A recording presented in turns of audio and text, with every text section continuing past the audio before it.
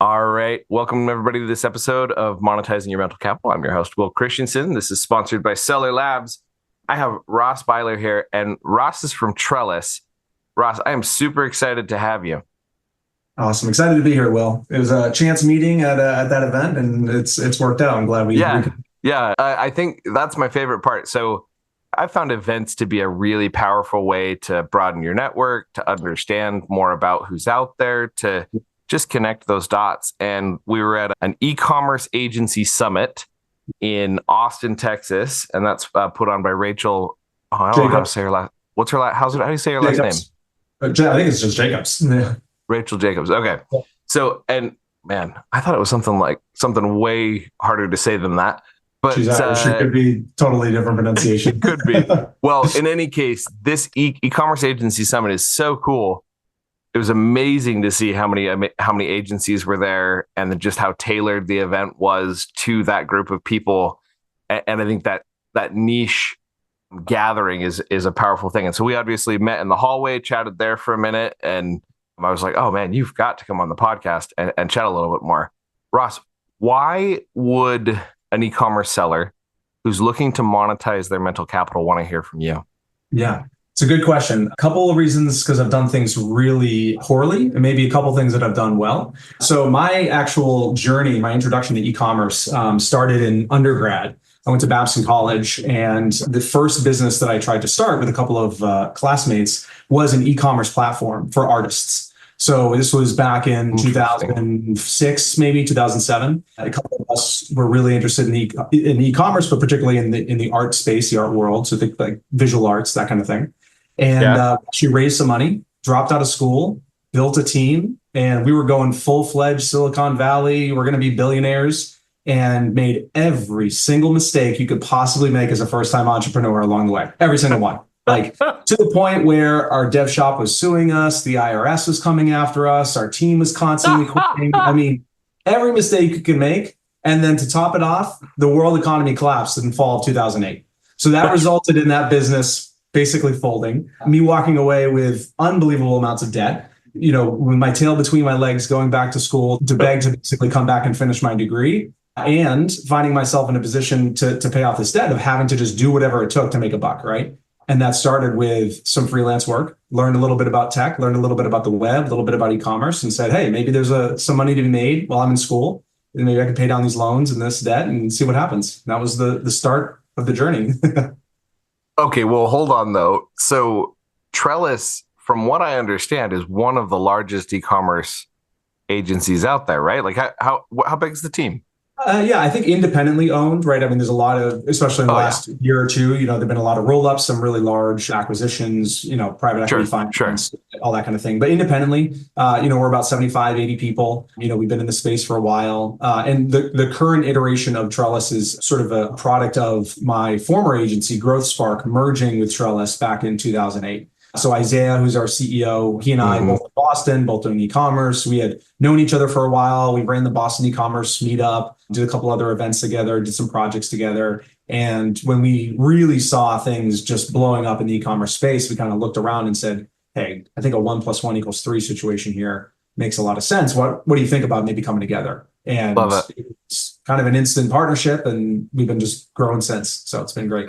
That's amazing. So we could do like 4 podcast episodes on those. So mistakes I have found to be a really powerful learning opportunity.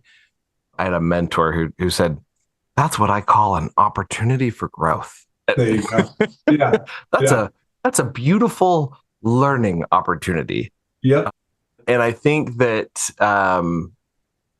what's the acronym? FAIL actually means something increased learning. I haven't heard that one. Yeah, I'm gonna have to Google the acronym to Here we go, Chat GPTing it up here. Right. It really is. Let's see, FAIL, increased learning. What's the acronym? Oh, come on, don't fail me now. Speaking of failure. Oh, there we go. First attempt in learning. Nice. First attempt in learning is what FAIL stands for. Nice. I'm gonna have to look and see who that was that coined that. But I actually think I think I like it better as first attempt in increased learning. So I'm going to Sure. put two I's in there. The So live AI. first attempt increased learning. Yep. And it is really powerful to fail. Ross, now that you've done that, and remind me again, so you're in college, Yeah. you left college and you were like, I'm going to go take over the world, Yep. basically. Raised how much money? It was only kind of like a six-figure seed round, so it wasn't Okay. huge Okay. to start, but it was enough, as a 20-year-old to feel like, okay, let's do Enough to this. blow some stuff up. That's right. That's right. And we had, About, everyone working on equity basically. So it was, it was a lot of people who bought into the dream. Unfortunately, the dream turned into a bit of a nightmare. oh man. Yeah. And what was the business that you were working on at the time? Sure. So we actually originally we started off with the idea of building kind of an auction type marketplace for college artists. Then we found out college artists don't have a lot of money to spend. So then we kind of broadened it to the larger, e-commerce or larger art space. Then we kind of shifted away from the auction model to more of a social commerce model. So more of a build a place, build a network, sell your work. We ended up doing a lot of development, building out this whole platform. But given that we were first-time entrepreneurs, we involved zero customers in the process. So that finally, when we had our product ready, it was horrible. It was what we thought was cool, but it was not useful at all for any of the artists who were not tech savvy. Nothing was intuitive, right? The whole thing was a total mess. So we kind of blew it up in our last stretch of the business and pivoted our entire focus from online e-commerce to building in gallery, in museum digital experiences. So at the time, this is 2007, 2008, we were looking at and we had built a working prototype of an SMS technology that would have a unique code associated with every art piece in the gallery. And the idea is that you could basically collect art as a consumer, and then that art collection you build online, you could then order prints and discover events and discover new artists, and you Interesting. like kind of built a whole ecosystem on that. That reminds me of Pinterest, like a physical version of Pinterest. Yeah, digital manifestation of like a physical world. Yeah, that was sort of the direction that we were going. But by the time we actually were building interest and getting some demos and all that kind of stuff. By the time we got there, the economy, the economy went and all of it went with it. Oh yeah, and Ross, like I think I'm not joking. I think we could spend 3 episodes just exploring your first attempt at learning. Yep. And I think what people don't understand is that, and I think maybe that's where we'll go with this episode. Looking back at that opportunity, would you erase it if you could? No, I mean, it's one of those things that shapes you so fundamentally, right? Your perspective on business, your ambitions, your humility, everything. And the interesting thing was when I got back to school, I'm a fine student, but nothing exceptional. But I really did way better in the last 2 semesters that I had at school, because everything I was learning, it was a business school, right? But everything I was learning, I had an immediate experience that related to it, right? I could look at what we were doing in finance. Absolutely. I saw the money go out the door. I could look at what we were doing in OB. I could see the people issues, it was right there. Oh my gosh, those moments. So like, you come back in there and your accounting professor's like, now we're going to run a projection, and projections are used so that you can actually predict a little bit of where that revenue might go so that you don't screw it all up. In the back of your head, like, oh my gosh, if I had known how to run some projections. Yeah, exactly. Like you, I think that's fascinating, because a lot of people don't have a tally they can actually bring with them with a failure. I mean, you actually had some debt that you walked away with. Yeah. And I mean, are we talking like $100,000, $50,000? Like 50,000 plus whatever student loans I was racking up. Yeah. 50 grand in 2008. Mm-hmm. So we're talking about, pre the insanity of inflation we're in the middle of right now.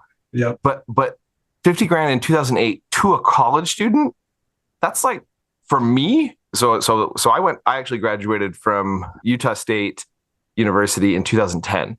So similar, kind of time frame there. That was like 2 years worth of earnings. Oh yeah. Like that was 2 years of my yearly income that I was bringing in to cover college and to cover dates and all of the other stuff that's there. So like, man, I would have felt like I was in a hole. Yeah, it was a deep one, but I mean, I think as an entrepreneur, what you learn to do, hopefully, is to find areas where you can make sacrifices. So as soon as I graduated, I moved back in, parents' basement, typical story. Spent 2 years trying to build my agency. At that point, went shifting from freelance into sort of an agency model with Grow Spark, and put every single dollar either toward paying off debt or toward the business. That was it.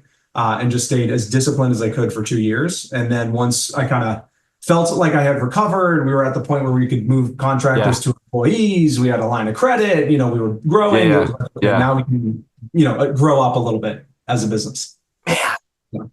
I think so. For me, my catastrophic failure point, I had a couple. Like I immediately left college and was like, I want to go start my own business. I'm never going to work for anybody else. Yep. And I had this little like software sales gig while I was in college, and I technically didn't get fired, but I essentially got fired from that because I wasn't really I didn't really get excited about it, and I was like, oh, okay, yeah, time to go start my own thing. And so I convinced this print guy to help me start a creative agency, and I was like, I am so good at this, I'm never going to work for anybody else. And so I was like building websites for small businesses and stuff like that. And I convinced him to pay me like $2,500 a month. And then I was going to split whatever I made on like the creative stuff with him. And so like I tried to stand up this little agency, and it failed like didn't last me even 3 months. Yeah. And then I was like, okay, well, maybe I'll go back and I went and got a job selling newspaper advertising. This is how Nice. how much foresight I had. I'm going to go sell newspaper advertising. And I jumped in with them, and I'm not sure I lasted 2 months there. And they were asking me to do it one way and I wanted to go another. And they kept asking me to sell newspaper advertising. And I was like, well, you have an online department and that seems to be what's working here.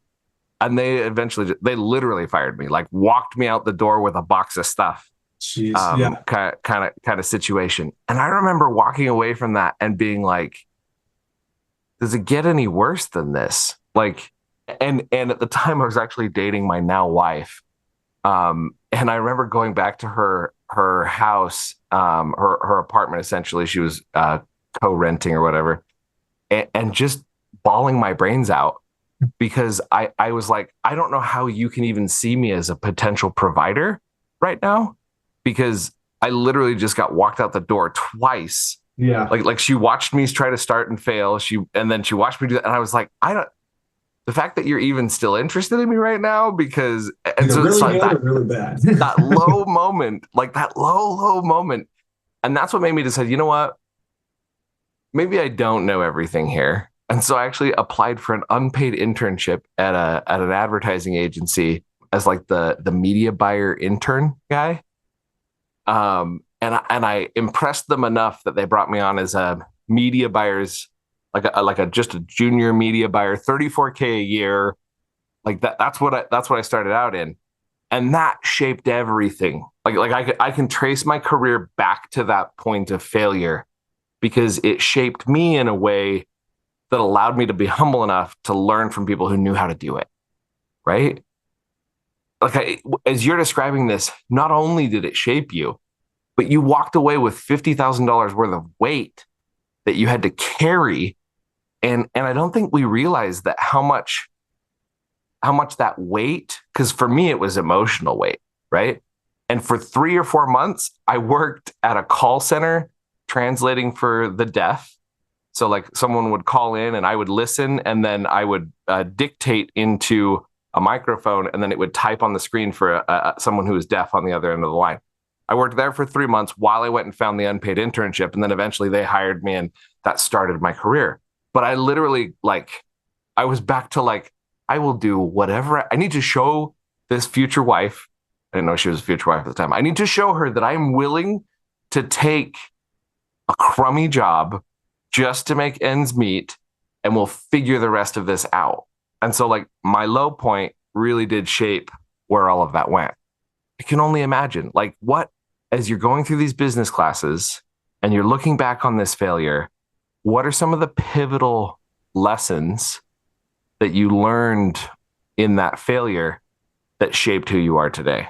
I think there's probably a couple that really stand out. The first one is definitely, co-designing, co-developing, whatever you want to call it, collaborating with customers in the process. It's never too early to start bringing customers into conversations, whether you're developing a service offering, a product, a community, whatever it is, whoever you think is going to be the buyer or user of your product, start talking to them.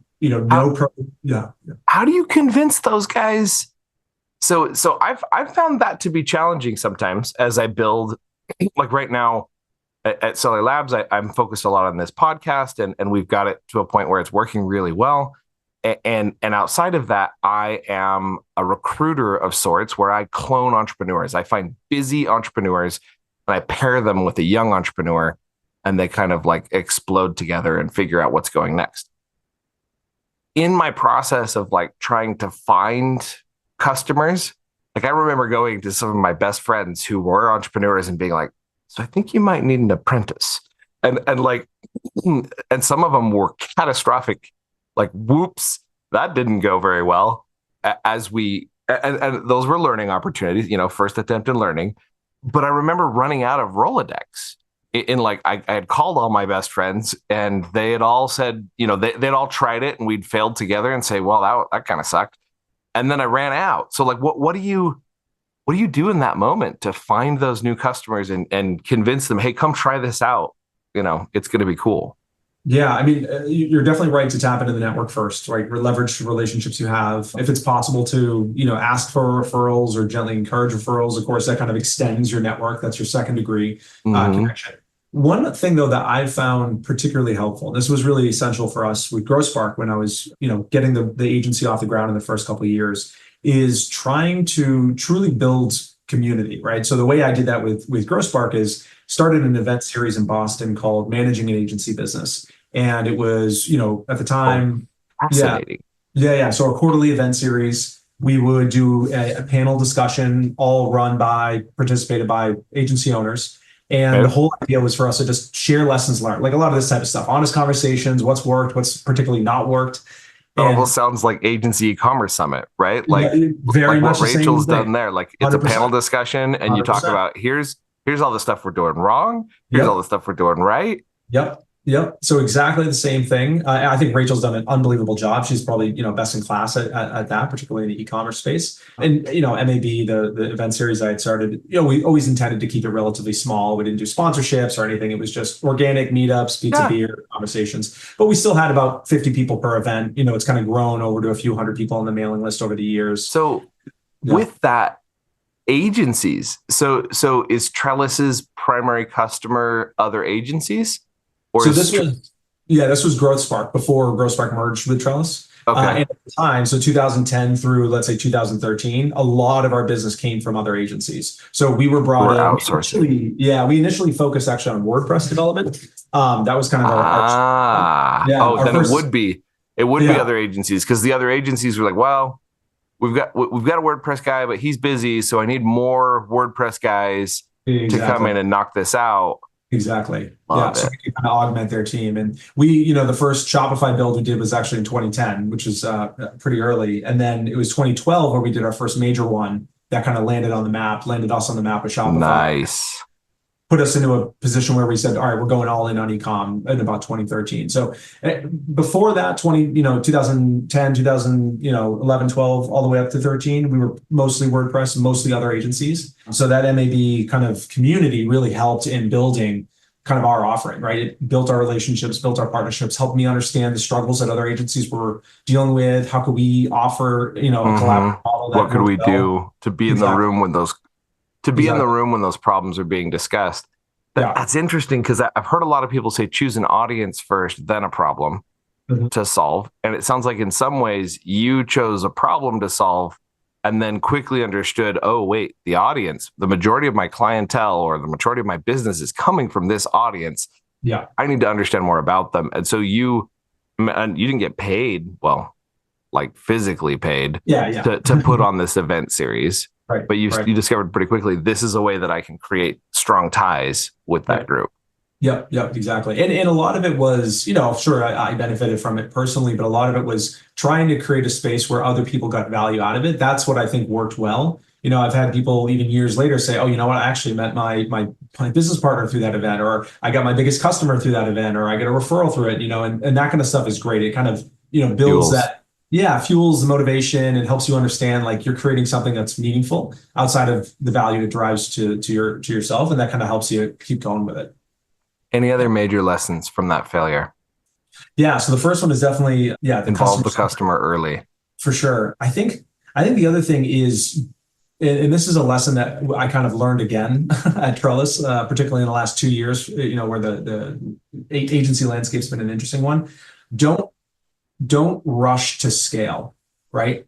I think a lot of folks, particularly in the service space, and I'm not saying, you know, don't try to grow, but I think the idea of what growth looks like versus what scale looks like in the agency space, they're two different things. Like the definition of scale is to be able to produce an outsized return based on the inputs of whatever thing it is that you're, you know, delivering, right? So like you're supposed to get more, right, as you grow, not, which most agencies grow very linearly, right? Costs and revenue grow in parallel. That's not really scaling. That's just growing. And growing is fine. But I think what I've done in the past, both in my first company and even here at Trellis in the last couple of years that we've kind of since corrected, is over-indexed on, hey, more people is going to solve the problem. Let's get more people and let's just find a way with more people to get more things done. A lot of times the opposite is the right way. What you're describing again mirrors my experience because I went to that, you know, that agency, was the media buyer, worked my way up to being the media director, left there, went to a startup with the founder of Seller Labs, Brandon Checkitts, and I helped him work on Book Scouter for 6 months. And then I turned around and said, "Hey, let's build an automation agency." This was 2017. Nobody even knew what an automation agency, like they call it a digital operations agency now, and there's dime a dozen. There's so many. Yeah. I thought the same thing. Oh, I just need more people to throw at this problem. Oh my Yeah. gosh, yeah. If I and it's funny because who not how really is a thing. Like it's really important to find the right person to throw at that problem.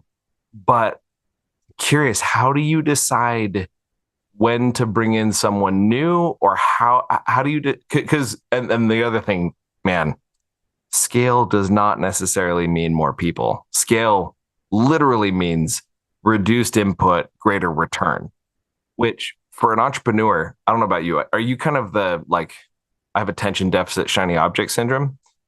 And so I'm constantly like, oh, look, there's, you know, a new thing to go build. Like the new sexy project is like the one I've never tried before. Like, oh, what? They came out with a new version of WordPress that does new and cool stuff that nobody's ever heard of. I'm gonna go build that versus like getting really good at building WordPress websites. Are you that way too? Like the newer things are interesting, or is that part of what you learned in your Yeah, first? I think I've had bouts of that, but I think over the years I've tried to, you know, remain as disciplined as possible. And I think there's way more discipline than I can even bring. You know, I think what I've learned in particular in this last round of, you know, scaling too quickly is not all problems need to be solved. And it's about how you select which problems need to be solved that really makes the biggest difference. Especially, so my role at Trellis is chief operating officer, right? So everything delivery, everything operations kind of falls under my purview. And for me, there's a billion problems every single day operationally, right? And delivery wise. And so it's very easy to fall into the trap of just constantly seeing a problem, being a problem solver and solving the problem. But not all problems need to be solved, right? Sometimes they're outliers, sometimes they're low urgency, sometimes they're low value, sometimes they're momentary. I mean, there are things, right, that are just not worth the time.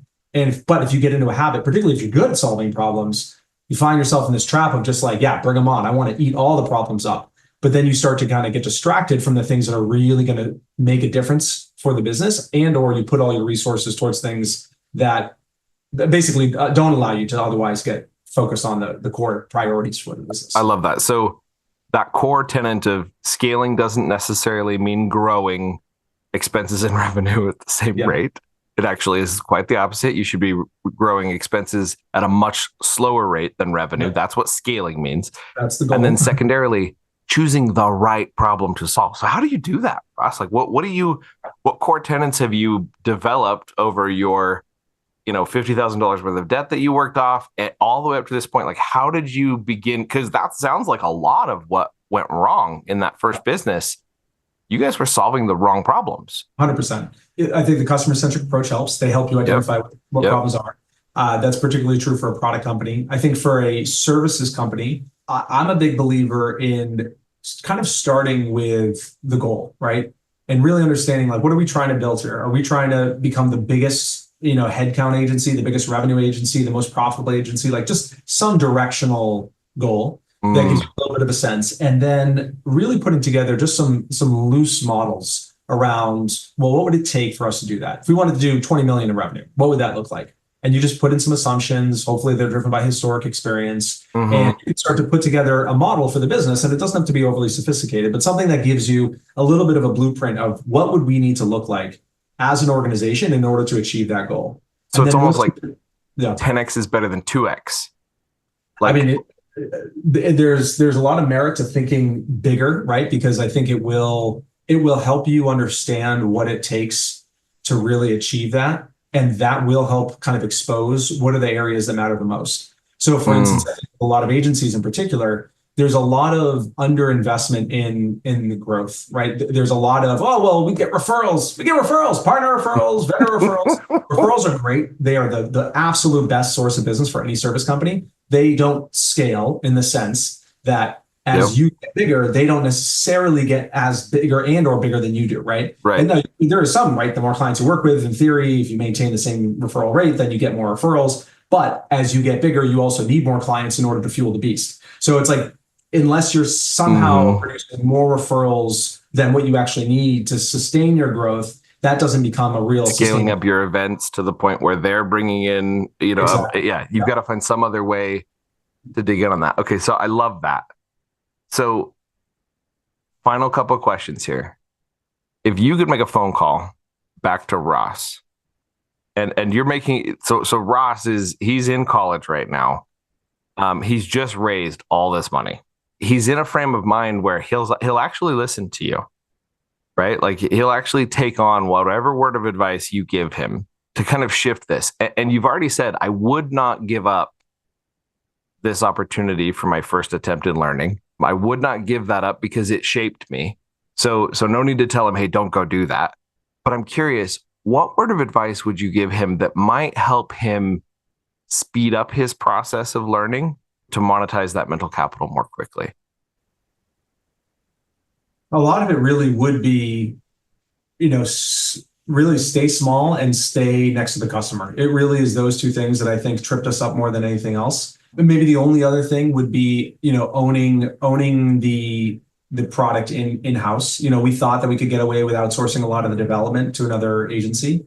And I think that was a mistake for us. That first product that we built just really missed the mark for a number of reasons, but one of the reasons was... How do you decide what should and shouldn't be outsourced then? So you said two things. One, stay right next to the customer, which is something we've talked about in detail here. So that's solid. Stay right next to the customer and own more of the process. Yeah. If I'm building an info-based product or a SaaS product, like what you're saying is, if you know nothing about agency, go find a co-founder who does know something about agency, or a mentor or someone who can teach you the basics of hiring a development team so that you own that part of that process instead of outsourcing it. Yep. That's one option. Absolutely. Yep. What else? How do you decide what part you need to own in that process? Yeah, I think a lot of it has to do with what value are you as an organization trying to create? Like in the end, what is the customer buying? The customer is not buying your, legal structure. They're not buying your accounting. They're not buying your HR practices. Those are things that you can often outsource, without any flaw. But they are buying product experience. They are buying customer support. They are buying all these things that are essential to the value that your product or service kind of produces for them. And so anytime you outsource the core value that you're intending to create for your customer, you're going to put yourself at risk of whether or not that outsourced partner is able to deliver the value in the same way that you intend for it to be delivered. Sometimes you can. Sometimes you find amazing partners and you align really well. incentives are aligned, vision is aligned, and you guys can collaborate extremely well. Like we've had a lot of very successful relationships as an agency with our merchants, but there are times when those alignments don't exist and these kind of relationships don't work out. And so you really have to think about that. And often in the e-commerce space, this is kind of the general story we tell our clients is, listen, while your website is the thing that drives your business, of course, like transactions occur on the website, but is it the website that they're buying, or is it the product? Is it the website that keeps them there, or is it the customer service? Like helping our merchants think about what aspect of their e-commerce business is truly the differentiator and truly the thing that makes them unique, creates that unique value for their customers. That's what they have to hold on to. All the other things around that, they have to be involved with, of course, but they aren't necessarily the true differentiator. And so those are the areas that you can start to strip out as a business owner and bring in partners to help facilitate. Love it. So identify what you're actually selling. Yeah. And if you're going to outsource that, stop outsourcing it very quickly. Yeah. Like if you're testing something, great, but label it a test and bring it in-house as quickly as possible. Yeah. Because you can't be caught, where somebody else really owns what you're selling. Yeah. Is what that's boiling down to. I like that. Okay. Final 2 questions. Yeah. We're going to imagine you just stepped into an elevator. Guy next to you says, yeah, I'm actually a 7-figure e-commerce seller. What do you do? Is basically what he's going to ask you. You're going to have 1 minute to describe what you do over at Trellis. Then right after that, I want any tips, tricks, hacks, or books you've come across in the last year that have helped you upscale your monetization of mental capital. Okay. Yeah. Okay, go for it. So what do you do? Yeah. So our agency focuses on helping e-commerce businesses grow primarily through looking at how their customers experience their brand online. And that's across every channel. It goes from acquisition through conversion, through retention, and even into the infrastructure of the business. So our focus is often on unifying brand experience, unifying data, and unifying any other aspects of your customer journey to ensure that it becomes more profitable for you as a merchant. Love it. Love it. Any tips, tricks, hacks, or books you've come across in the last year that have helped you monetize your mental capital?